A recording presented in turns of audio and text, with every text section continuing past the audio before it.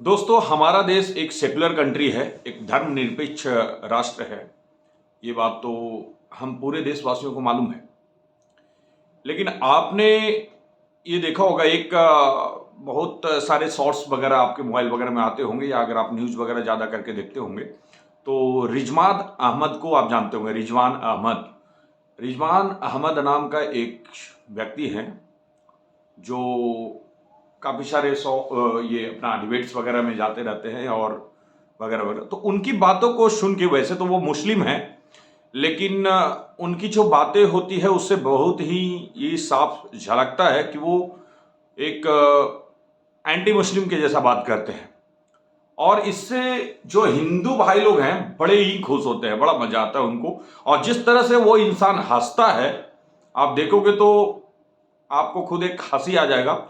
ऐसा लगेगा कि एक कॉमेडियन भी उतना नहीं हंसेगा जितना वो खुद हंसता है। एक टीवी चैनल पे जो कॉमेडियंस होते हैं उस तरह से उसका हंसी है।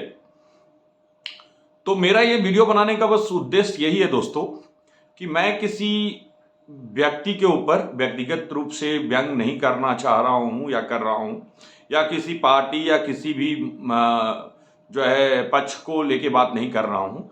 लेकिन इस तरह के लोगों से जो हिंदू लोग काफ़ी ज़्यादा खुश होते हैं और वो खुशी जाहिर करते हैं कि रिजवान अहमद बहुत अच्छा बोलता है। तो मैं ये नहीं कह रहा हूँ कि हिंदू के खिलाफ में बोलो या पक्ष में बोलो, या मुस्लिम के पक्ष में बोलो, या विपक्ष में बोलो। लेकिन हमारा देश एक सेकुलरिज्म को फॉलो करता है और हम सारे धर्मों को सम्मान करते हैं। तो उस हिसाब से यदि देखा जाए तो इस तरह का व्यंग नहीं करना चाहिए। और जो हिंदू भाई लोग जो खुश होते हैं उनकी बातों को सुन के, तो उनको ये जानकारी देना चाहता हूं कि इस तरह के लोग जो है सबसे बड़े गद्दार लोग होते हैं। ऐसे लोग सबसे बड़े गद्दार और घटिया लोग होते हैं जो सिर्फ अपने नाम को कमाने के लिए अपने ईमान और धर्म सब कुछ बेच देते हैं। वो यही कर रहा है, जो रिजवान अहमद है वो यही कर रहा है। अपने नाम को कमाने के लिए, शोहरत कमाने के लिए और पब्लिसिटी के लिए अपने धर्म के प्रति इस तरह के बयानबाजी करता है। आप देखिएगा डिबेट्स वगैरह में उसको हिंदू भाई लोग उसको मुस्लिम से नफरत या हिंदू से बड़ा प्रेम नहीं है। ऐसे लोग इतने गद्दार होते हैं कि जब हमारी उन्हें जरूरत है तो हमारा जय जयकार करेंगे, और जिस दिन हमसे मतलब निकल गई तो फिर हमें भी गाली देंगे। जो आप अपने धर्म को गाली दे रहे हैं तो फिर हमें क्यों नहीं दे सकते हैं। तो इस एजेंडा को, इस बात को समझना चाहिए हम सब लोगों को कि आखिर वो क्यों बोलता है इस तरह का शब्द।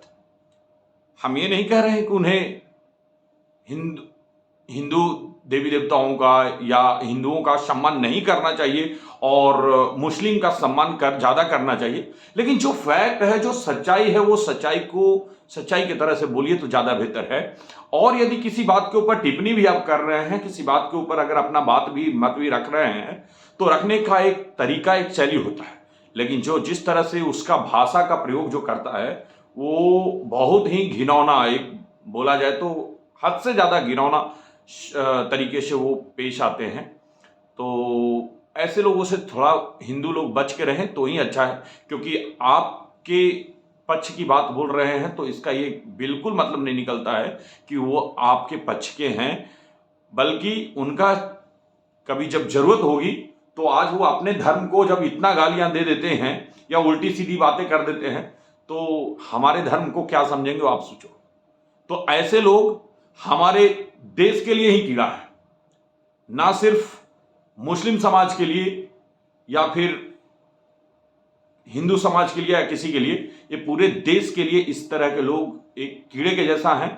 और इस तरह के लोगों को हर हाल में विरोध करना चाहिए। क्योंकि दोस्तों, मैं इस व्यक्ति का एक वीडियो देख रहा था, ये इतना घिनौना तरीके से एक महिला के साथ बात कर रहा था कि जिसका कोई हद नहीं है। उन्होंने अपनी बात रखा, वो महिला ने कुछ अपनी बात रखी और वो मुस्लिम थी, और बदले में उन्होंने जो है इसने जो है रिजवान अहमद ने जो पलटवार किया है, वो बहुत ही मतलब घिनौना तरीके से था। वो कुछ ये था कि अपना अपना उनके मुस्लिम लोगों में शरीयत में 2 विवाह या 3 विवाह वगैरह करने की बात थी, तो उस पे जो है वो अपने धर्म और कानून की बात कर रहे हैं, तो उसमें वो कुछ अलग तरीके से बयान दिए थे।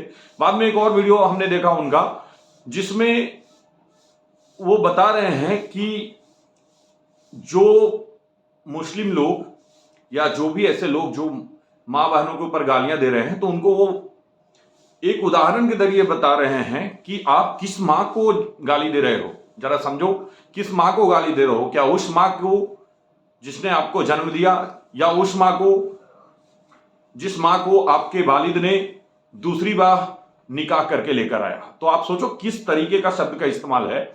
और उस किस बहन को गाली दे रहे हो? उस बहन को जिससे आपकी निकाह नहीं हो सकती है, या उस बहन को जिससे आपकी निकाह हो सकती है?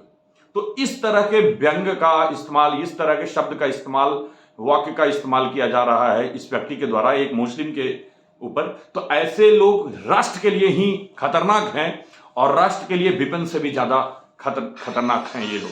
तो इस तरह के लोगों का आप बहिष्कार कीजिए तो ज्यादा बेहतर है, और ऐसे लोगों को बहिष्कार कीजिए तो ज्यादा बेहतर है।